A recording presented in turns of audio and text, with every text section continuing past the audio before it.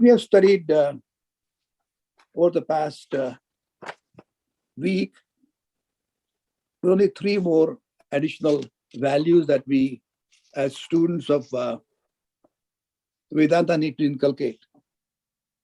Last time we learned Mai Ananya Yogena Avyabhicharani Bhakti, unswavering devotion to me, God, that is not connected to anything else. Ananya Yogena. The second value we learned was disposition of retiring to a quiet place, and it is Vivikta Desha Savitvam. The third value that we learned was Arati Jana Samsadi, no longing for the company of other people. Now we carefully learn that Avyabhicharani Bhakti is a devotion which is totally unadulterated. Only one entity that we love without any other but disturbing us, and that's the deity of your heart. What does it matter what name you call it? Individual has to have a unflinching and absolute love for that individual. And what is amazing is that even when the knowledge is gained, as an enlightened individual, he continues to love and respect and revere the deity of his heart. For example, if you remember in the 7th chapter and the 16th verse, Shri Krishna says, Prasanna, you'll remember it, Chaturvidha bhajante mam janaha sukrutir norjuna. 4 kind of people pray me who are doing good things in the community. And who are those? Arto jidnyasur artharthi jnani cha bharatarshava. 4 kinds of people. Typically, people come to pray at the temple when they are suffering in crisis. They are artha. Please help me. Many people are involved in bartering process where I'm going to do the puja for you, so I'll get something back in return, like Putra Kameshti Yajna, trying to get children, or Satyanarayan Puja to get prosperity. That is Artharthi.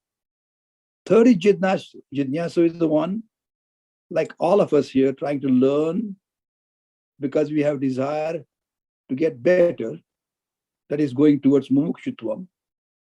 And ultimately, even when you get that knowledge and wisdom as a jnani, you still understand the value as a jnani individual to continue to pray. Just like as doctors, we continuously have CMEs, what called continuous medical education.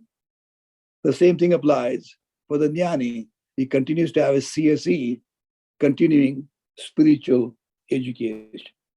Talking about this devotion, he said he had a Vyabhicharani Bhakti, the kind of love that is shared with no one.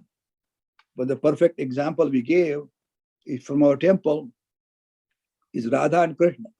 So Radha is commonly compared with a totally devoted bhakta. So as a matter of fact, Shri Krishna, as you know from the stories, was available for all gopis because every gopi was in the spirit of Radha.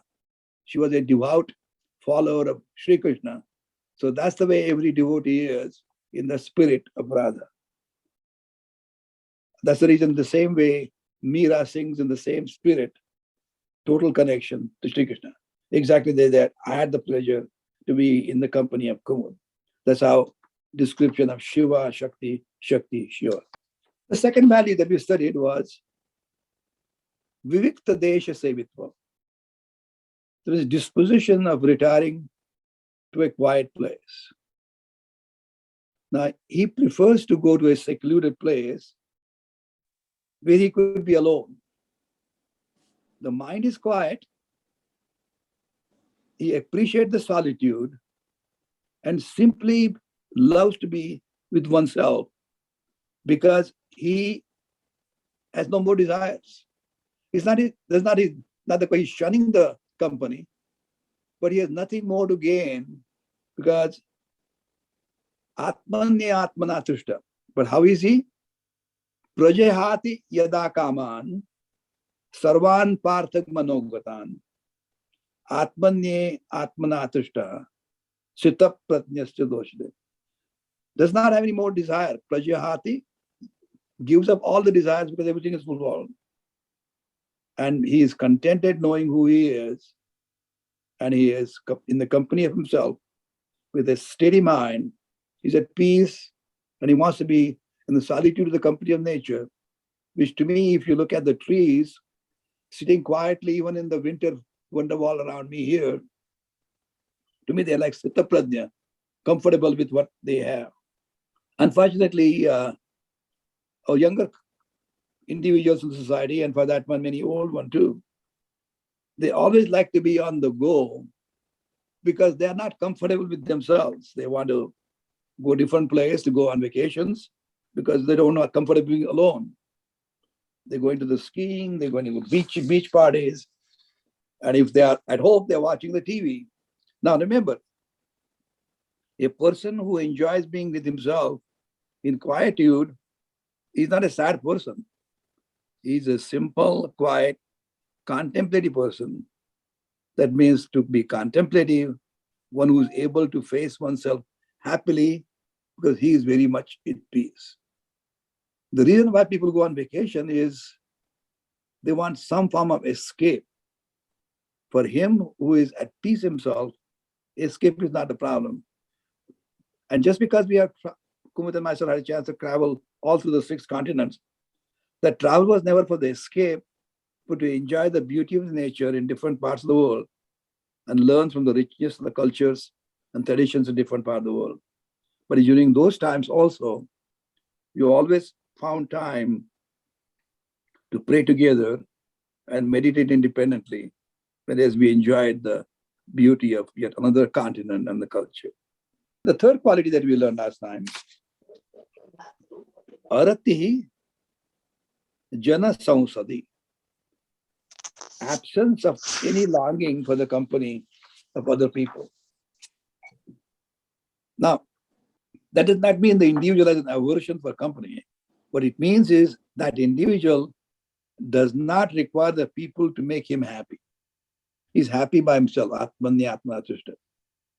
So he does not want company to be around just to make him happy. Of course, if people come along, he's very happy to welcome them. He's not averse to having them around. Now, something that I emphasized last time is, as we mature and we understand who we really are, we start understanding our true nature, we start realizing our relationship with the people, the places and things around. I carefully start analyzing the facts, the situations, attitudes, and events that are occurring around me. I no longer get hurt, even if people have not reacted or interacted with me in a curt and disrespectful manner. Because I feel very comfortable with what I am. So those things do not bother me at all. So in the past, it would be hurting, but that thing loses its significance for me, and then the sting goes away. The pride and pretense that we had in the past, as you get mature, drop away from us, and we become much more accommodative and softens the hurt, and that becomes our second nature. Because they found Shanti, the accommodation, was one of difficult value to understand and inculcate. So I'm just emphasizing that. So basically, we learned 3 different values last time. And that brings us to today's discussion. And today we're going to complete the last 2 values from this group of 20 values, as Shri Krishna called it, Jnana. This is a very heavy subject today, and I had warned that to Anandi last time. These 2 values are Tattva Jnanartha Darshanam and Adhyatma Jnana Nityatvam. And once we fully assimilate the value of Tattva Jnanartha Darshanam, the expression of the value of Adhyatma Jnana Nityatvam will become natural to all of us. Tattva. Tattva means truth. Truth in the sense of the irreducible reality of anything and everything. Sab kuch ka tattva. That means the truth in the sense of irreducible reality of anything and everything. You cannot factor it any further down than that reality. That is tattva. So what is tattva jnana? So tattva jnana means knowledge of the self, self-knowledge, atma jnana, that means our true identity. So tattva is the truth, and tattva jnana means the knowledge of the truth that is self, self-knowledge, or atma jnana. Tattva jnana, artha. Artha means the purpose or the end in the sense of a goal. Uska meaning kya hai? What is the goal? That is artha. And what is darshan? Darshan means in keeping in view, sight, keeping in sight, or the vision. Hence, if you put tattva jnana artha darshan, that means keeping in view the purpose of the knowledge of the truth of our true identity. Tattva jnana darshan is keeping in view the purpose of the knowledge of the truth or the truth of our true identity. So that's one of the value that we need to inculcate. Just focus, concentrate. The knowledge of the truth is the thing to be known, and that is jnaya. In life, for which we've been always studying these 20 values, what we call jnana. Now, these values help us prepare the mind. So what is the basic thing to be known in mind? The basic knowledge to be discovered in life is the knowledge what is, such as what is real and what is fundamental. Now, what is sought is the knowledge of the truth, the fundamental nature of oneself, creation, and the creator. That means knowledge and the nature of oneself, creation, and creator. The knowledge of what the truth of what is, the truth of everything, is the meaning of Tattva Jnana. That means creation, creator, and ourselves. That is the knowledge we're trying to seek. So the basic knowledge of the truth can also be called knowledge of self, Atma Jnana, because upon inquiry, the irreducible reality of oneself turns out to be no different than irreducible reality of God and creation itself. So that is one of the values of the 20 values I'm talking about. Don't worry about it, the educational part of it. Just keep that fuel ready to learn the process as we go along. As a matter of fact, this knowledge is important to complete 4 purusharthas in our life. For example, if you remember, our birth, human birth itself, was a divine grace. Vivek Chudamani Shankaracharya says, Durlabham Trayam Eva Etat Deva Anugraha Hetukam, comes because of the grace of Deva, God. What are those 3 things? Manushyatvam, to be born as a human being.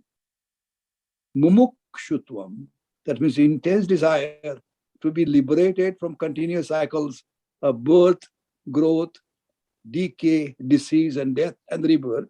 Mumukshutvam. And Mahapurusha Sanshraya, that means even getting the company of enlightened people, that also comes about by the grace of God.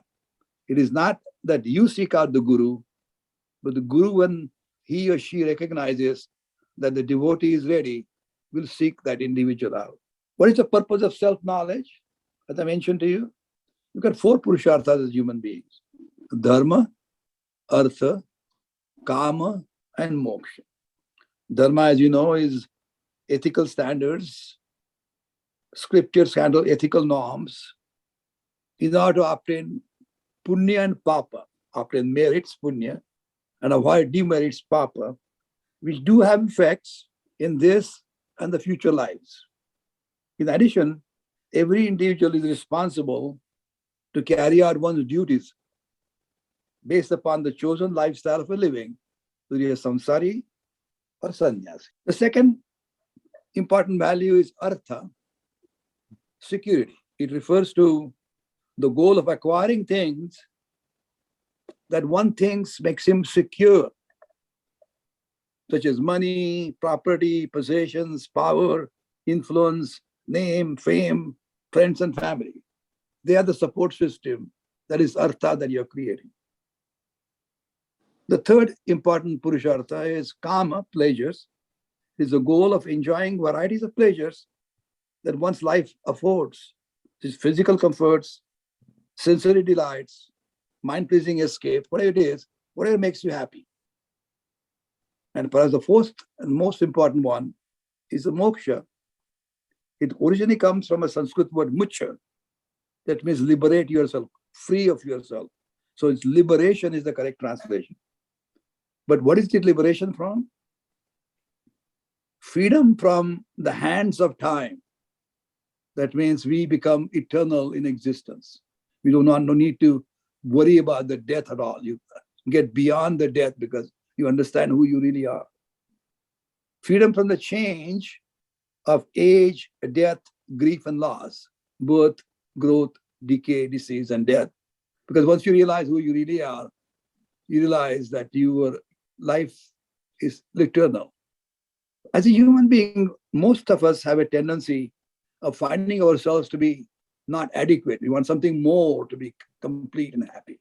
We want to be thinner than what we are so that we feel more happy. Or need to be more muscular to be happy. Having bigger house to make yourself happy. Higher salary to be more happy. So there's a constant feeling of inadequacy and incompleteness. We feel limited because we don't have it with us. So we, having understood our true nature, are free from those desires and sense of inadequacy or incompleteness. And once everything is fulfilled, we don't have any sense of desire. We're free of it. That is the moksha. So knowledge of the self, Atma Dhyan, that we are talking about, the 19th value here, Tattva Dhyanartha Darshanam, means keeping in sight of the goal of moksha, which is to achieve complete freedom from the human sense of limitations, incompleteness, and inadequacy.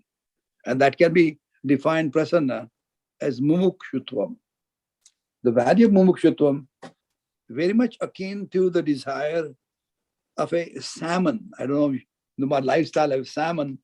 It doesn't matter how big it gets and how he flies out from the origin of birth to a big ocean. As he gets more mature, also wants to come back to the river where he started his life in the beginning. We always have a desire to come home, quotes unquote. Against all odds, it battles the current in its single-pointed drive to find its place of origin. I was in Alaska a few years back, a couple of times, like that time actually, in 2 years apart. And you could see the salmon from big oceans coming back towards where they were spawned. And you can see how everybody wants to come back to our origin, just like we human beings, people, friends on this discussion today, want to come back as to find out who we really are. That is mumukshutvam. And only way to gain the moksha, freedom, is to gain the knowledge. So freedom sought is limitlessness itself. Limitlessness cannot be created or produced. It does exist. It's an ever-existing fact. But our job is to find it. Because it's always there. But because of our ignorance and right over material things, we don't see it that is with us.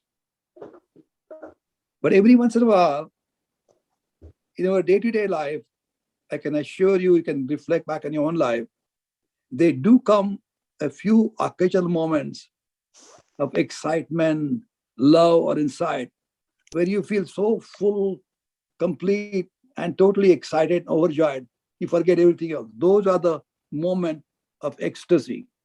And those moments keep our hope alive and drive us to discover whether or not we are that complete entity to reach to that level of limitlessness, happiness. The search of moksha, which has become a search of knowledge, is the informed mumukshutvam, which is really desire to know. So it can be also called a jidnyasa, which indicates a state of mind bent on inquiry for the sake of knowledge. And knowledge, what we are seeking is, as the value says, atma-jnana. So, which can be called knowledge of the truth, tattva-jnana. So, tattva-jnana darshan that we've been studying so far is simply a value for mature mumukshutvam, jidnyasa to be mumukshu, free. And finally, that comes back to the last value for this morning. That is adhyatma jnana nityatvam. It deals with the valid, effective, and appropriate means for gaining self-knowledge, atma jnana, which alone fulfills the value of previously discussed tattva jnanartha darshanam, value for not losing sight of the knowledge of the truth as a primary goal for us. Okay, let's take one word at a time. Adhyatma means adi atma. This means centered on atman. Adi atma. Atman is self. Because adhyatma jnana is a knowledge for which the subject matter is atman itself, oneself. Adhyatma jnana. And nityatva means indicates constancy. So adhyatma jnana nityatvam means constancy in knowledge centered on self. None of the usual disciplines of learning cover this subject matter at all. This topic of self-knowledge is the subject matter of a tradition of teaching Upanishad or Vedanta. Now, this might surprise many of you. The word Upanishad etymologically means Adhyatma Jnana. Now, if you remember, we always learned in the past that Upanishad is interpreted as Upa means near, Ni means down, and Shad means seating. That means when putting Upanishad would refer to the knowledge which is gained sitting down near the teacher. However, the real meaning of the word Upanishad is much bigger than that. I learned that from Swami Dayananda. The real meaning of self-knowledge is Brahma Vidya. It is a knowledge of the self which is identical to Brahman. Now, there are three elements of Upanishad. Again, worked this out this morning, I checked the dictionary. Sat is the word that comes from the word shad. The word shad has three meanings. One is visarjana, that's a disintegration. The second meaning is gamana, that is reaching. And the third meaning is avasadana, total destruction. So shad disintegrates all that we do not want, destroys completely. Basically, in life, the rough and scuff that we have, the challenges that we have, our tendencies to be attracted to nonsense, all that thing is disintegrated by this knowledge. So it disintegrates all the anarthas, all undesirable things. And in addition, it just puts to an end all of those completely. Avasadayanti, that means destroyed completely. It's not a question of disintegrating it. So pura nash karte, complete disintegrates completely. And what does it do it positively? It takes you to Brahman, the ultimate limitlessness. Now you're interested to know what is all those things. Now, if you remember, I've been talked so far only about shad. It destroyed the negative things. But let's forget about upani. The upa means the agent of all the above. Upa means samip, nearby. What is closest to you? There's nothing closer than yourself, and closest to you is your Atman. So that is Upa. So that is the closest to you is I, Aham, Atman. That's the closest. And it was Ni. Ni is Nishchitam Jnanam. Nishchay Jnan. Clear knowledge about what exactly we want in our life. And after that knowledge is gained, nothing more is to be gained by us. So Upanishad is self-knowledge. So that is exactly what we are talking about, this particular value of Upanishad. That's the meaning of Upanishad, which I learned many, many years ago. It's far different than what Swami Dayananda has explained in his book on evolution of Atma Jnana book, where he clarifies it in greater extent. It was a public speeches he gave in Madras and Chennai. So those were the words put together in that particular book. And it's the beginning of Kaivalya Upanishad. That's one of the phrases he took and went on to describe this in greater detail. So Adhyatma Jnana Nityatvam is centered on the knowledge of the self, the value of constancy in the study of scriptures known as Upanishads and other texts of Vedanta. And Nityatva means constancy in the scriptural studies until the self-knowledge is gained, clear and free of any doubts. I'm glad you are going to ask me a question, Dr. Sane.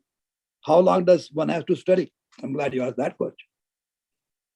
The simple answer is until you know it. Until you understand the subject and becomes your second nature, you still need to study. So you have to practice, practice, and practice. As I mentioned to you earlier, even if you involve jnani, you still need to have continuous spiritual education. So you still have to practice. So values that we are carefully studying and analyzing and hopefully assimilating over the last 7-week sessions is basically the means of knowledge of self that we are seeking. So we're getting the mind ready to absorb. It is simply a matter of continuing to use that means until that knowledge is gained. And what is the method of getting that knowledge? There are 3 parts of it. One is shramana, that means listening. Second is reflection, that is manana. And finally, nididhyasana, basically contemplation on it. So most important is listen, listen, listen. Concentrate and listen. Now, and then having understood it, keep it as a constant reminder. Adhyatma Jnana Nityatvam. And again, I can tell you it's fun to discuss on one-on-one basis and have question answer session afterwards. But I would like you to go back to the notes I have a privilege to share with you, because as many of you indicated, what I speak sometimes is pretty dense, and I accept that criticism. But if you read those notes over and over again, use it as a shramana itself, it will make it less difficult. I won't say make it easy, it will make less difficult. So Vedanta unfolds what Sri Krishna says as Jnaya, that is which is to be known, that ultimate knowledge, which is liberation itself, and it is written cryptically in the form of Mahavakya. I mean, I've talked to you many times that Tat Tvamasi, thou that art, you're the consciousness Brahman. Ayam Atma Brahma. That means once you get the knowledge for the first time, you go in meditation and you experience it, because that's called Anubhava. Oh, by George, I got it. I am Atma Brahma. And when you continuously do it, then you feel that Aham Brahmasmi. That's a feeling of continuing satisfaction. But again, the teacher will use that particular technique based upon the sampradaya that he comes, and he'll keep on teaching it and explain to you through question and answer session. As a matter of fact, we've been studying Gita with also with an Upanishad. It's a Guru Shishya Samvad between Shri Krishna and Arjuna. For example, when you say Dvadashodhyaya, Shri Krishna and Samvade, Dvadashodhyaya, but what? Brahma Vidya Yoga Shastra. So this is basically a Brahma Vidya itself, when we're discussing Gita itself, all 18 chapters. So Yoga Shastra is methodology. Brahma Vidya is Atmanya, knowledge of Brahman. So what we're discussing is also a Guru Shishya Samvad, discussion of an Upanishad. And for those people who already know it, I mean, a reminder, the first part of Vedas is Karma Kanda, that is relating to actions, light on the various means and ends. How can I get to heaven? How can I get a child? Jnana Kanda is the most important we are studying.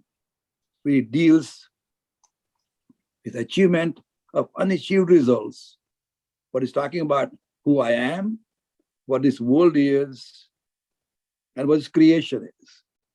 Jag, Jagat, Jiva, and the God. Those are the three things he's discussing. Now again, approach these words of Vedanta with confidence. Now, as I mentioned to you, how does it reveal the truth? Again, through words and sentences, but Shravana is the best method to understand. And the Pratyaksha Jnana is knowledge by actual perception through the senses. Now, I use the senses with Shraddha or with faith, with a confidence in their ability to uncover for me the perpetual knowledge of the objects they comprehend. Therefore, my whole approach is to using the word Vedanta is similar to what we use the other senses. Give me an example. Pramana means, as I mentioned to you, is my sense organs, let me do that. Knowledge is given to me by my sense, I mentioned to you, organs. Upon analysis, even the knowledge that we get from our senses also can be dismissed based upon perception of other organs of knowledge. I'll try to confuse you further. What I'm saying is, what can be perceived by one means of perception at one level, intensity or power of a given means of perception can be dismissed by other perceptual means or other perceptual level of capability. Give me an example. Look outside, we are in Minnesota. Winter wonderland. Look at the sky. It's blue. This perceived blueness of sky is not really blue. It is blue because simple law of physics, the refraction of the white light by particles in the atmosphere with the blue color having the shortest wavelength. There's our dumb minds which perceives as blue, the sky is blue. So the knowledge of physics and refraction principle, that perception is able to negate our perception of sky being blue. So again, you're using the brain, but you have to use what is the most effective way of realizing it. Oh yeah, the sun came out at 7:30 this morning and it's continuing to rise up in the sky. But we also know that's not true, because since the earth revolves around its axis, we have misperception that the sun keeps on rising up. So what I'm trying to say is, when the knowledge is gained, it has to be experienced and fully understood to make it integral part of your understanding and living. I'll tell you a story which is common to everybody knows it, but how it connects with the things they are. You heard the famous story of elephant felled by blind men, 10 blind men. Everybody fell for a certain period of time, and The elephant was taken away from that room. But everyone is a scholar, you know. I know exactly what the elephant is. You know, it's nothing but a pillar holding onto the leg. Oh, no, no, no, no. It's a big wall. Somebody will touch the side. You don't know a darn thing about it. It's a simple rope. I got a tail of it. It looks like a python. He was holding the trunk. Somebody felt like a sharp spear. He was holding the tusk. And of course, knowledge of each one of them was untrue, but did contain some incomplete truth connected to that truth. For as a matter of fact, sounds crazy. Every untruth is always, in some sense, connected to the truth. Illustration, of course, is that we frequently use in Vedas in rope and snake. I'll come to that in a little greater detail afterwards. So the most important part of learning Vedanta, stay with me, is Shravana. Analyze the untruth carefully with me. And with the recognition of untruth as untruth and the proper kind of inquiry, with over a period of time, will allow you to reveal the truth for yourself. Now, for that, Shraddha is important. Now, Shraddha means not blind faith. Please don't. Shraddha means suspending your judgment pending discovery. So you had to be subsequently discovering and convicted yourself in your mind that what you believe is true. That is okay. So suspension of judgment pending discovery for yourself, that is Shraddha. All means of knowledge, pramanas, require suspension of judgment pending inquiry, pending discovery, Shraddha. I'll give you an example, Dr. Sane. I say your eyes can see. Eyes are the means of knowledge of seeing. But still, you have to engage your mind. Your wife comes and tells you that, didn't you see it? It's been in front of you. But your mind was not applied to it. That's why you didn't see it. You engage your mind. For heaven's sake, open your eyelids. Turn your head in the right direction. Remove the obstacles in between. If the table lamp is in between, you can't see it. Put on your glasses, Parak, because you can't see without glasses. And once you see them, make sure there's enough light for you to see. And what I'm trying to say is that even though your eyes can see, you have to make sure all the things are in proper order in order you can see it. So that the blind person, if I told, you're going to see it, he said, Dr. Sane, I know I cannot see it. He knows he's blind. But that's why it's important to do all the things along with your sense organs. With one Shraddha, one with a Shraddha, he must surrender to Vedanta in order that it may perform its function of pramana for knowing oneself. Since Vedanta seems to contradict almost all other means of knowledge, one must approach it with even greater Shraddha than is accorded to one's senses. Shraddha is not, once again, remember, not a blind belief. It is suspending judgment pending discovery.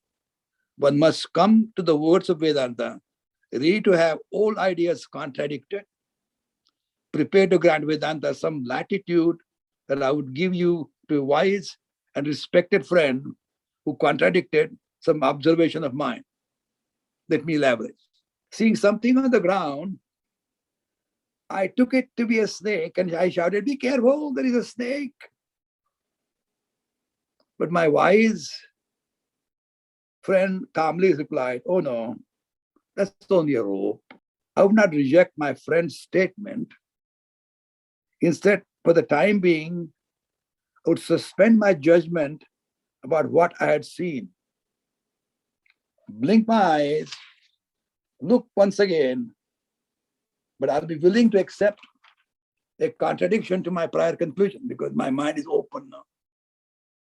I would again check it out, what my eyes had report then, and then say, well, my friend, you're right.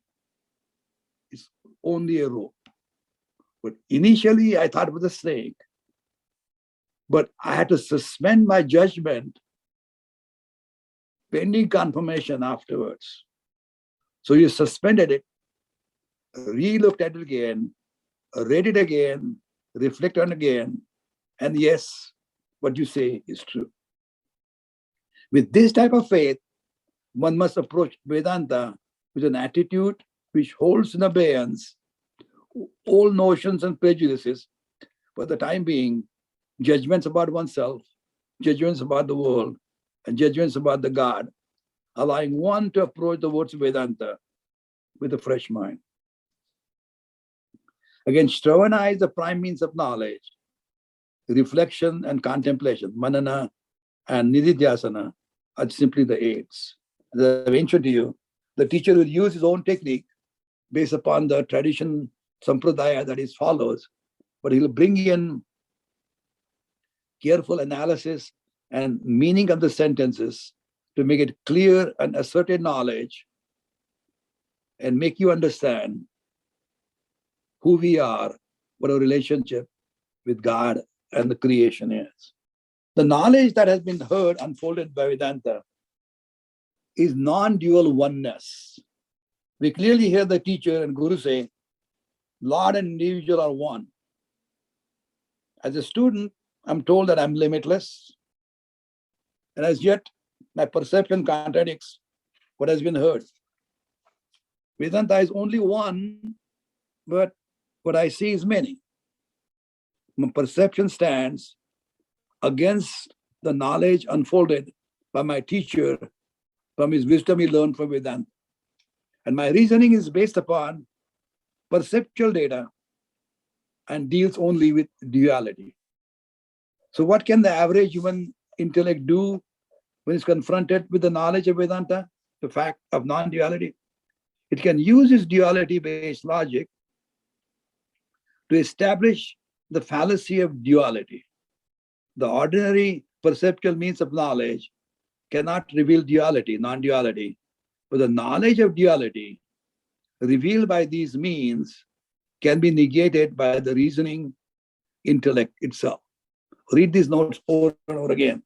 In the reflection, manana, the doubts arise because the perceived reality are eliminated by analysis to reveal the fallacy, the thinking process that poses doubt. Reason, inescapably perception-based, cannot reveal non-duality, but with its own logic can establish that it cannot establish duality. Through reason's negation of duality, doubts of challenging the knowledge of non-duality are removed. Now, I agree. I recognize that the subject matter I'm discussing today is very, very challenging. Kindly bear with me just a couple more minutes. Shravana and Manana account for elimination of one's doubts of Vedanta. Shravana eliminates the doubts regarding Vedanta as means of knowledge. Manana eliminates the doubts about which is correct knowledge from Vedanta or data from some other means or source. With all doubts resolved, the intellect no longer poses a problem. The knowledge that you are, Tattvamasi, I'm Brahman, I'm limitless, is then accepted by my intellect. When the intellect does not pose a problem, what problem that there can be? There can be one remaining problem, something what we call habitual thinking that can interfere with me, what is known.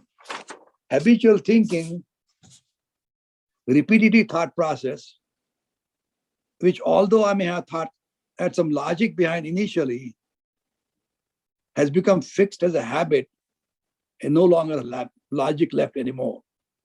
Contemplation or nididhyasana, like a reflection or manana, which is an aid to listening, shravana. Listening is the means of knowledge. Reflection frees the knowledge from doubts. Contemplation eliminates the habitual erroneous notions that obstruct the knowledge. Prior to the start of the studies, and prior to use of all these three methodologies, shravana, manana, nididhyasana, at least some individual conclusion was at least some of you in the felt, I'm simply this body. Various things in the world are apart from me, make me secure, and bring me happiness. Hopefully, after discussions over the past 2 months, having assimilated some of these qualities that we discussed over the last 7 sessions, our understanding has changed quite a bit. Now, I've come to realize, at least in part, reflect, read, Manan, Nididhasan, I'm same as Brahman. I'm a time-free existence, form-free awareness, absolute fullness with limitless joy and happiness. Put other material things in the proper perspective where they belong. We must use these 3 means: listening, reflection, and contemplation, and commit ourselves to the pursuit of the value, adhyatma, jnana, nityatva, the value of constancy in the knowledge centered on oneself or the study of Vedanta. Through the information and the knowledge you have gained through some of our discussions, and will continue to gain by reviewing the information that I had a privilege to share with you, I'm certain that your permanent thinking and a way of daily living as you interact with others will change dramatically. Hopefully that change in your thinking and approach to your life will help you find a life of happiness, fulfillment, and most importantly, contentment. And I shared with you in-depth analysis of Upanishads here, and we'll continue our studies to continuing studies of Gita, as well as pick up some Upanishads for you and discuss them in greater detail. But my present game plan is to touch up on 39 values from the 12th chapter and analyze some of the values of Sthita Prajna from the 2nd chapter, and then open up the next topics that I suggested. Prasanna? Yeah, Shashi, very good. Is it fair to say that one who has Atma Gnana is a Jivan Mukta? One who is liberated while still living? Atma Jnana is a certain state that you gain. But unless and until that Atma Jnana is culminated to the process of Anubhava, and then live in that spirit, you are not Jivan Mukta. You understand what I'm trying to say? Yeah, so Atma Jnana is a step before Yes. Jivan Mukti. Right. Because what happens is that particular stage, that you get a theoretical knowledge, but as John will tell you, it needs much more than theoretical knowledge. You have to prove that in lab by yourself by personal experiments. That personal experiments come when you go through meditation and recognize that by Judge, I got it, I understand what it is, because I've felt it.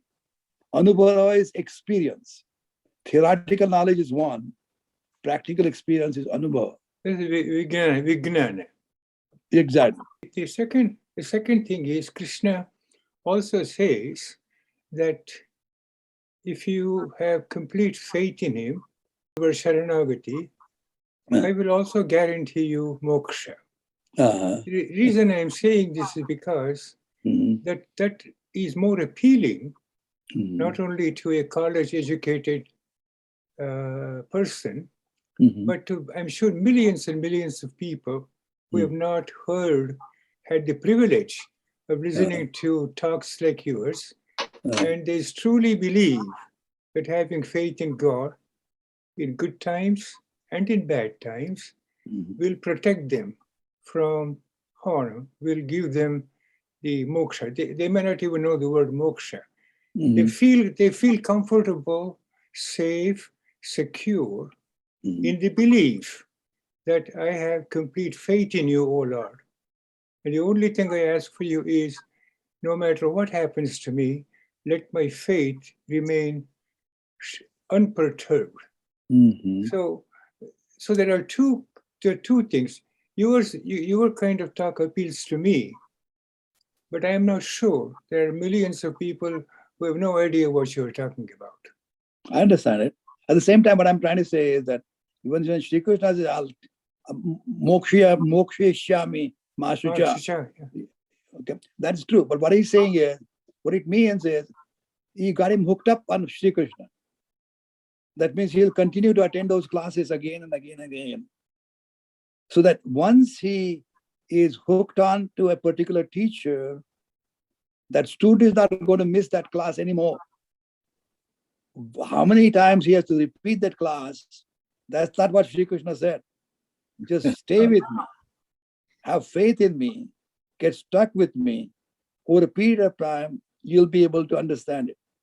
When I'm answering your question, how long will it take? It depends on a student. How long will the big granite turn into a mush? It depends on the granite. But at the same time, as long as it stays on the constant flow of water on it, it will turn into a dust after a period of time. But when Shri Krishna says, stay with me, he means right. But the thing is, then what happens, if you listen to a teacher over and over again, as we have discussed it before, Prasanna, your professor, so is John, when you come with an open mind that I'm going to learn from this teacher, even if you don't understand clearly, you give the benefit of doubt to the teacher. And when you give the benefit of doubt and take your personal biases away, at least keep them away, suspending for a little while, till the time you make a fresh judgment, that knowledge will come, make it become clear to you. And those doubts that you had put aside, the time being, no longer will come back because you experienced it. Do you understand what I'm saying? So you have to stay with the same teacher for a long period of time. Believe that you understand it over and over and over again. Thank you. Thank you. Thanks, Prasanna. John, you had something to say. How could you guess? I'm a radiologist, John. I can see through people. As you were talking this morning, my mind is the path of humanism. Mm-hmm. I've known a number of people who could fairly be described as humanists, meaning that they lived a very thoughtful, a very dharmic life. They did well enough, they exemplified those Values. dharma and artha and kama and so on, and moksha, but in a way that did not include any belief in any divine. And a criterion for the state that they were in is that they died so peacefully. Mm-hmm. Right? They knew that they were nearing the end of life. They took the steps that were appropriate. Their family gathered around them. There was no sadness, there was no fear, and there was no belief in anything like a God or Brahman. Mm-hmm. And to me, that knowing that happens says that at least we should be a possibility that the Vedantic perspective is a way to live a really rich, contented, happy life, but not necessarily the only way. Good point. You are a scientist yourself. If you consider this creation has a certain symmetry and a methodology in its creation, won't you agree? Symmetry between what and what? For example, the way the entire creation has come about, there is a certain scientific system in which there's certain kind of rules and regulation apply in many ways. It is not a hodgepodge of things that come about. Well, you might have noticed that there has been a rather public and profound discussion about whether science will ever be able to give an account of how the universe came into existence. And there are very serious astrophysicists now making the argument that within the framework of physics, that is in principle not possible. It's an interesting perspective. It in attitude, to me, it is reminiscent of the Nasadiya Sukta. You ask all these questions, in the end, you have no answer.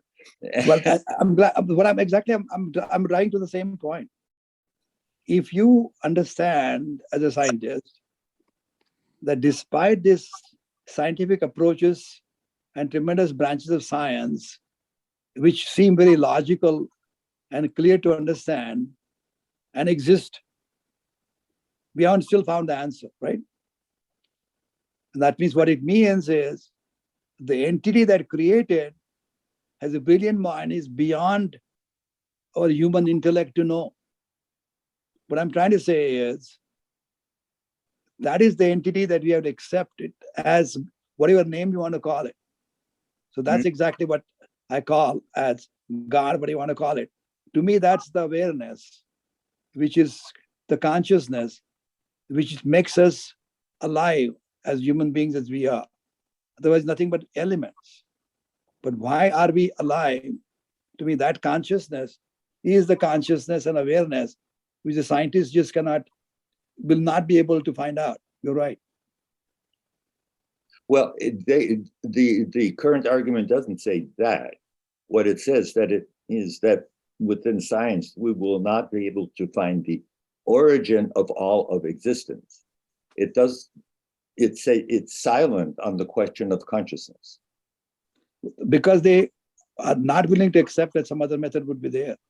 They are blind, that they have their biases. We're not willing to accept something else exists, which they cannot understand it. Unless and until you have a humility in recognizing that there's something else that knows better than you, there's no chance of advancement. Yeah. So this is an ongoing discussion that I have faced ever since I took my first course in perception. And that was in 1957. Well, the thing is, you cannot really know by the words alone. Because, for example, Prasanna rightly said that he understands the words, he has a knowledge, but he has a knowledge, and I trying to emphasize him, unless you experience it, you're not at peace. That's right. So once you experience it, you don't necessarily don't have the need to find out the exact specific entity, because you recognize you're an integral part of it. So you don't need anything else. You're at peace. You're not seeking for anything more, because you have the same level of understanding as any other thing would be. So again, knowing that particular truth, John, what does that make to you? I'm sorry, say that again. For example, if you know a specific person, quotes unquote, he's analyzing everything, what difference does it make to you? All I can say is that for me personally, the analytical steps have led to the most profound experiences. And the experiences are qualitatively different from any intellectual understanding. I totally agree. It's just that for me personally, the opening to the experience has come via science. And I stopped worrying about the ultimate truth because I have become so content with what I can experience. Sure. But that's exactly the contentment you're seeking for. Yes, exactly. Once you realize the limitations of our knowledge, and with that humility that you develop and recognize and appreciate the consciousness awareness that God has bestowed upon us, and it has not come from anything else except the cosmic awareness that exists all over, then you realize you're part and parcel of the same entity. Like the matriarch of the elephant family is covering the little babies around, and you're part of the family. So that's all you need to know. You find happiness and contentment.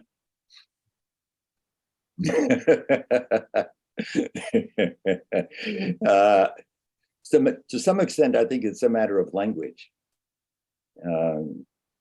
That one could express what you just said in a language that does not include anything about a creator, it does not include anything about a universal consciousness, and still leads to the same experience of the unity of the universe. Mm-hmm. I agree. As a matter of fact, I feel more so that way when I go out in the nature. Yes. I sit there quietly meditating at that time. Because to me, those huge trees in front of my yard here, who suffer through the hard winter and harsh summer, are very much at peace, like Sita Prajnas that we discuss in the second chapter in the Gita. So they, to me, I find the kind of same peace and tranquility that you feel in mind when you're meditating outside. I don't know about you, John. You are more of a person of nature, aren't you? Oh, I have come to regard going out into nature as going for darshan. Yeah, exactly. You got it. Hey, Parag, you had something to say. Yeah, I just wanted to make a comment. Sure. The scientific process of gaining knowledge is always putting what we want to know as object. Mm. And because of that, as far as Vedanta is concerned, you are trying to know the subject and not the object. So the moment you try to make something as an object, you are not going to be able to understand the subject. Exactly. So fundamental issue with the process that currently scientific people are trying to understand the consciousness, the eternalness of the consciousness is because consciousness is a subject and not an object. But science cannot, by basic nature, cannot do that. That is the fundamental issue, in my opinion. You're absolutely right, because the thing is, subject is the only one can objectify the things. And the subject is the God we are referring to. For example, whenever I would go and visit Swami Dayananda, there's so many scientists who were waiting in his hallway just to meet with him because they had hit the dead wall, dead end, because they were not able to find out what God was. So that's not a surprise at all, because you're exactly right. Subject is the God you're talking about.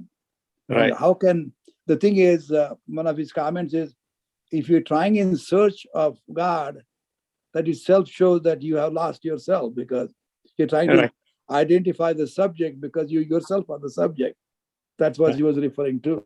So, but again, the point is, at the same time, when these discussions take place, it creates a certain amount of churning or thought process in everybody's mind. That is a process which is very critical. And that's why, as I mentioned to you, 1/4 you learn from the teacher. 1/4 you study from your own studies, referring to the libraries and references. But 1/4 you learn from Sabrahmacharibhya. You learn from your colleagues. When you're drinking a glass of wine or a beer and talking with them about mundane things, other scientific discussions come too. And 1/4 of it you learn through your life experiences. So teacher gives you a head start, though gives you a fundamental knowledge how to approach the knowledge. But that's the only subject, and that's where the problem arises. Correct.